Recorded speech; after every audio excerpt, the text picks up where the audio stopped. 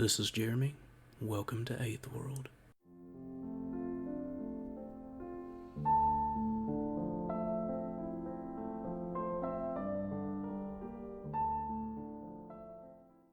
Good morning, everyone. This is Jeremy. Welcome to the 10th regular episode of Eighthworld. It is June 7th, 2020, slightly before noon, local time for me. There's a lot going on in the world today. We all know this. We're all affected by it, whether we want to admit it or not. What I'm going to continue to do is offer some thoughtful entertainment, if you will, to help you through the difficult times ahead. There's a lot going on, a lot that needs to go on, and what I'll do is hopefully keep like-minded people focused on some of the art that should be fought for as well. Today we'll begin the first of a series of top 10 lists I'm hoping to put together about books and comics from various genres that I've experienced over my life that have helped shape me, and from different eras that I feel truly exemplify the best work of those eras. So today, my list will be 10 books from high school that helped shape who I am today. I'm sure a lot of people can put together similar lists, and I think that it would be fun if we actually were to strike up a discussion about this sort of thing in the comments, so consider that if you listen to this. Now, these are not in any particular ranked order. I pretty much just wrote them down as they occurred to me, and some of them I read so long ago I might not be able to remember very much about them, but I do want to say a thing or two about each member of this esteemed list. So, number 1, to knock it out, The Lord of the Rings. That's on a lot of people's lists. Tolkien, however we want to pronounce it. I guess the proper way is Tolkien, based on everything I've heard.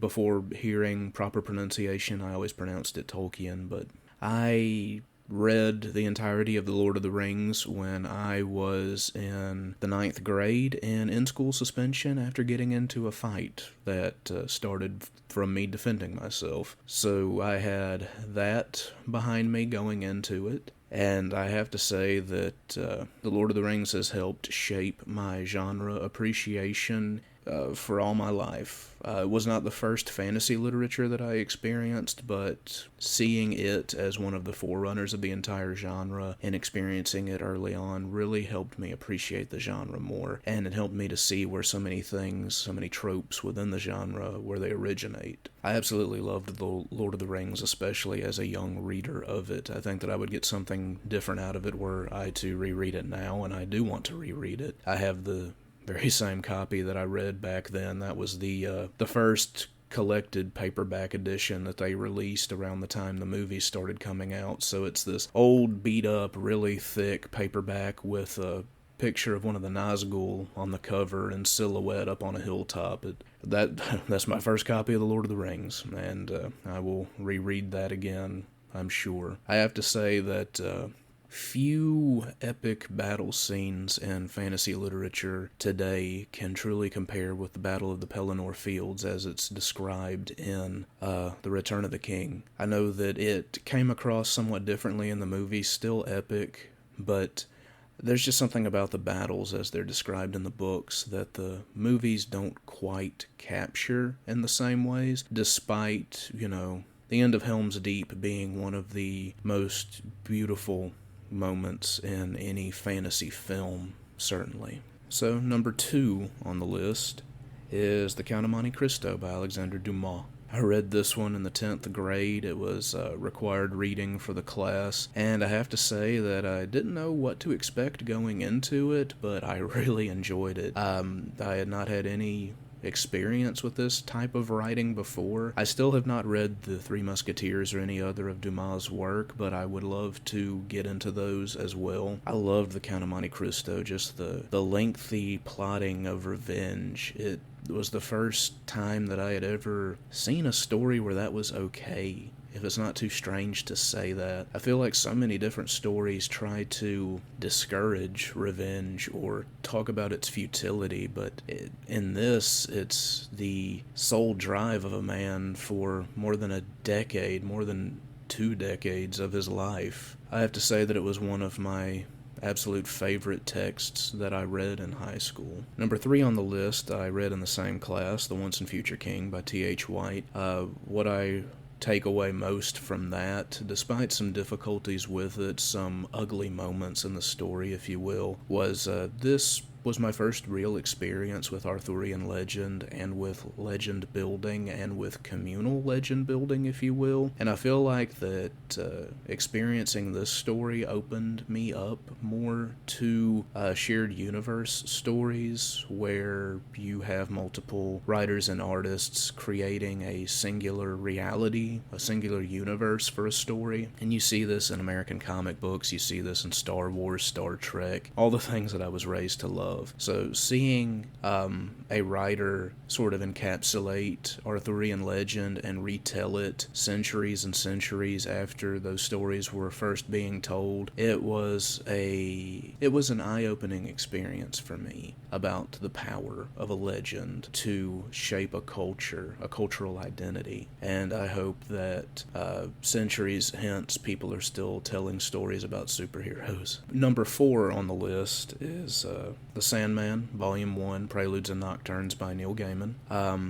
Some of the same ideas are at play here. I remember this volume very much because and I love it very much. I remember and love this volume very much because it was what got me back into comics as a young adult, effectively. I really enjoyed reading this in high school. It felt like I had cracked open some secret hidden knowledge that everybody should have access to when I started reading The Sandman. And so much happens in this volume, so much storytelling, so much universe building, and the fact that Neil Gaiman purposefully reaches out to the mainstream DC continuity and brings characters in from that. You know, you have cameos from like Scott Free and the Martian Manhunter on the Justice League satellite when Morpheus the Sandman goes looking for his artifacts of power. I mean, it showed me that my stories that I knew as a kid, you know, about the Justice League, about Batman, Superman, all these other superheroes,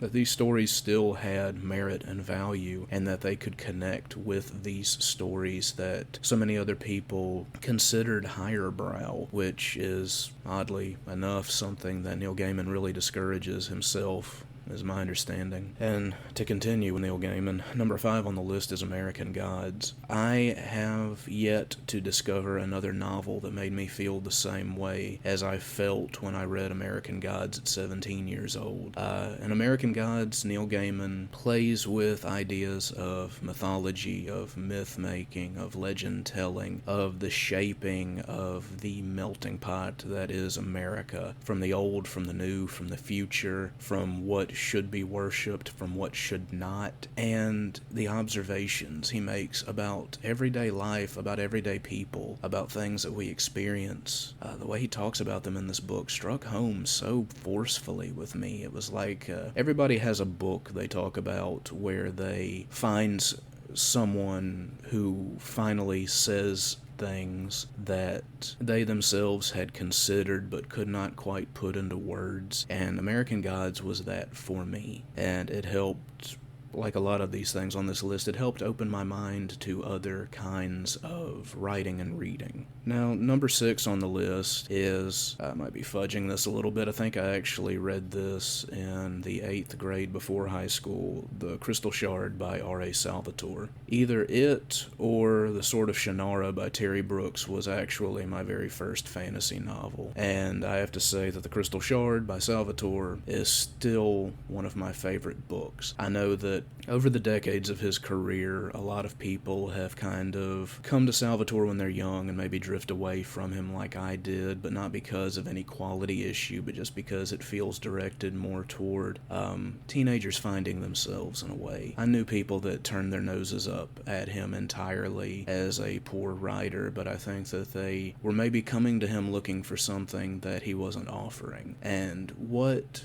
Salvatore offered, as hokey as it may sound to say it, was a lot of things that could help us today. With his protagonist Dritz Do'Urden, a black elf, a black-skinned character who is a man of morality and integrity. He is a protagonist, a leader of a group of friends who go out adventuring, who go out solving wrongs, and he also is the moral result of a culture that frowns upon all things good and right. He is an outcast from his home culture because he is a good person. And I think that especially was attractive to a lot of people who first discovered these stories when they're young, because as outdated as the concept may seem, a lot of people are drawn to these almost impossible to describe ideas of honor and integrity in their youth, and they find these outlets like R.A. Salvatore's stories that allow them to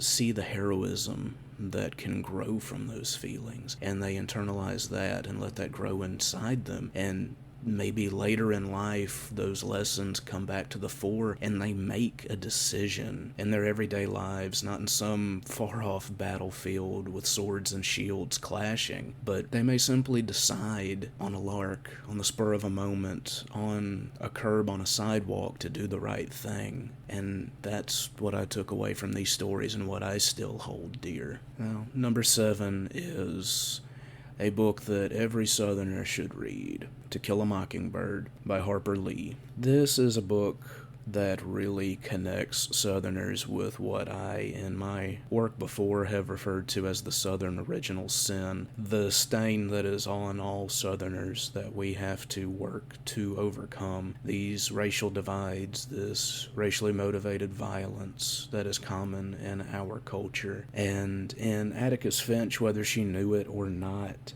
Harper Lee created a monumental Southern hero who she perhaps did a disservice to with her sequel that she released a number of years ago, shortly before her death. But if you were to take the Atticus Finch of the original novel and the Gregory Peck performance in the film based on the novel, this is a family-oriented, educated Southern man who is pursuing justice, who is colorblind in his pursuit of justice. And that is as important today as it was half a century or more ago.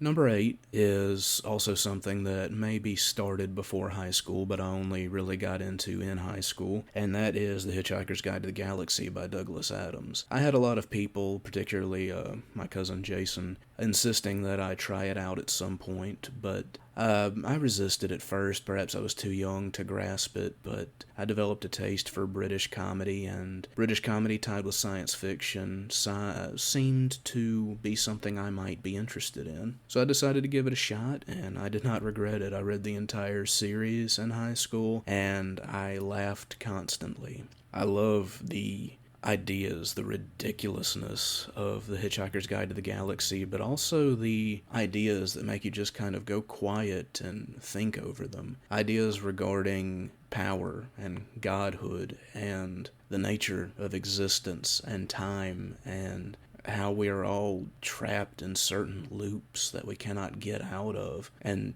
whose fault that is. There's a lot going on in The Hitchhiker's Guide to the Galaxy that even today I may not fully be able to comprehend or encapsulate if I were to reread it, but I think that it is worth reading multiple times just for everything that happens, and it is high-quality comedy coming from Douglas Adams as well, so if you want a good laugh, it's worth reading it just for that. Number 9 on my list is a story that I have complicated feelings about, but not for the reasons you might think, and that is Fahrenheit 451 by Ray Bradbury. Ray Bradbury is one of the grandmasters of science fiction, and I have a lot of respect for his work. I actually recently read Zen and the Art of Writing, his collection of essays regarding writing, because I am trying myself to be a writer. And Fahrenheit 451 is a story that frightens me and should frighten a lot of people because it seems on its surface to be an exaggeration, a ridiculous one, but when you get down to the core of the idea that a method of storing or transmitting information, of educating, could become seen as threatening and be destroyed whenever it is found, that's horrifying to me. And this was also something that I read for school, and I am thankful for the teacher, my 10th grade English teacher, that exposed me to so many of these books. And I cannot imagine a world without those books, without this art form that allows us introspection. Now, I know that some people will argue that it wasn't hostility to literacy that Bradbury was actually arguing against, it was television. Because in the book, at least, there's a big turn in society toward having wall-sized television screens in your home for entertainment. But I don't necessarily agree with the necessity of separating various storytelling media that way. I feel that films, that television, that even music, that podcasts, not necessarily this one, but some podcasts can be vehicles for artistic thought. If all art is a method of demonstrating stories and ideas in the hope that someone else will discover them and internalize them and perhaps better the world around them from them, then why limit yourself? That's what I take away from it. But yes, Fahrenheit 451, definitely a scary premise, and something that I hope never comes to pass, although I've read in years past. I have the book somewhere. I'm not sure where. I need to look it up and perhaps even talk about it on here some. The idea that book burning is a pretty common practice whenever there's a regime shift in a country, that it's a way of extinguishing past culture and starting over with only what you deem appropriate. So, yes, burning books is a way to hinder a culture's development, of even extinguishing a culture entirely. Now, number 10 on the list is a bit of a strange twist up for me, I think. But when thinking about what I wanted to include on this list, it seemed like the perfect addition. It is actually a Korean comic book, or manhwa, if I am pronouncing that correctly, called Rebirth. It is a vampire action-adventure martial arts fantasy story that ran back when I was in high school, and I collected a bunch of volumes of it. I don't think I ever finished the story, but I read a lot of it. And, this was before the Twilight craze, before that sort of waylaid and appropriated vampires for what would become decades of material. This is the story of a vampire named, I think, Deshwatat, something like that, some vaguely Slavic-sounding name, who is a good vampire who still practices black magic, and his opponent is a light magic-wielding priest who is actually evil. And as corny and simplistic as that might sound, there is a deeper, more complicated story behind it, involving revenge and love and family and overcoming prejudice. Because really at the core of it, it's this idea that dark and light and good and evil are not necessarily synonymous with one another, that you can be dark and good or light and evil. And I found that compelling when I was young, this idea that morality need not be simplistic. And that's really what I took from those stories. Now, I also have a list of runners-up that I thought about for this list, but decided not to include in the top 10, but if we're being honest, these are also part of the list. So my runner-up number 1 is another non-American comic book. It is Ryuuni Kenshin, a Japanese manga about a samurai living in the Meiji period of 1870s, 1880s Japan. And when I was younger, and admittedly I still do have a fascination with some aspects of Japanese culture and the samurai, I don't perhaps have the same rosy tinted glasses view of them that I once did. I think I'm a bit more realistic about all sorts of things now than when I was 16 years old, but this story really spoke to me. And when I was young in high school and even into college, I found some comfort in the idea of what has come to be called in the years since this found family idea in stories, and Ryuuni Kenshin is a great example of that. You have this found family of fighters coming together effectively and resisting these great conspiracies of their age and working to better the world around them. And honestly, those are the kinds of stories that I've always loved and still do. Now, runner-up number 2 on the list is Neverwhere. another Neil Gaiman work. I did not want to fatten the list too much with too many Neil Gaiman stories, but this one definitely should still be considered part of it. I found Neverwhere to be a compelling story about what the world is really like and what everyday people take from it and what we actually see versus what's real. You know, if you haven't read Neverwhere, it's basically the story of London below. There's this world of homeless people, this world of magic and dark power that exists beneath the notice of everyday people. The homeless are basically invisible to everyday people in their daily lives, and a man who is an unimportant office clerk ends up falling in with this world and finding his place within it because he begins to see that he's trading one sort of invisibility for another, but he's trading one world for one where, he's trading a mundane world for one where he can be a hero, effectively, and that spoke to me when I was younger and trying to figure out what I wanted to do and be, and in a lot of ways, I'm still trying to figure out that puzzle. Now, runner-up number 3 on my list is a bit of an oddball choice, I'll admit, but after a lot of brain-racking, it felt right.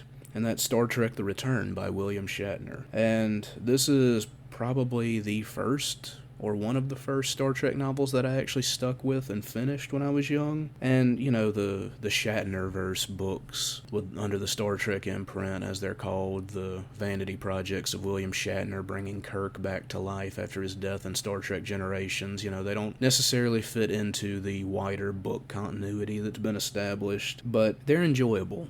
They tell interesting stories, and it's kind of cool seeing those character interactions across generations like that, and this one helped open up the world of Star Trek novels for me. I became more curious about what else was out there, and, I have a pretty sizable collection of them now that I'm still working on getting through, along with all the other book collections that I keep building incessantly. Now, the last runner-up on my list, runner-up number 4, is another R.A. Salvatore work. The Cleric Quintet as a whole is a 5-book series that he wrote alongside the Drizzt books under the Forgotten Realms imprint. And a lot of the central concepts of it were compelling to me when I was young. The idea that this young outcast named Catterley is raised in a monastery to become a priest of basically the god of the arts in his world. And little does he know, but he is actually this god's favored being. And it is this kind of misunderstood outcast status that helps him to really tap into the powers that his god wants him to have. And he becomes one of the most powerful beings in this world. I mean, I know that it's probably kind of a meaningless comparison to make if you're not familiar with Dungeons and Dragons terms, but there's a really powerful scene in one of the stories where Catterley is summoning otherworldly beings to ask them questions, and they threaten his family, as they are wont to do, and he, by himself with no aid at all, just snuffs them out. I don't know, the idea that the outcast is the one with the power, the one that can shape the world. I think that has been a powerful trope in a lot of fantasy fiction of the past few decades. I know that it is something that occurs not in the exact same form, but in a similar shape in Harry Potter. And I think that if you enjoy Harry Potter, you might actually enjoy the Cleric Quintet. It's definitely tied more into older fantasy. You still have, the traditional fantasy races that Tolkien introduced, but you have a relatable story that somebody who's young and trying to figure themselves out might appreciate, just like someone stumbling into Harry Potter as a preteen or teenager might. Alright, so this ended up becoming a bit more rambling than I initially thought it would, but I've had fun with it, and I think that I will keep this format for my future lists in coming weeks and months. So that is my list for 10 plus books that I read in and around high school that have helped shape who I am today as a person, as a reader, and as a writer. I hope that you've enjoyed my choices, and please feel free to discuss your own in the comments below. I know that we all have books that we grew up reading that helped shape us. Sometimes we might just have to dredge our memory a bit to pull them out. Eighthworld Podcast is and always shall be sponsored by and partnered with Misplaced Muse Creative, a wonderful source of bookish gifts, hot beverages, and wax goods. Please check out their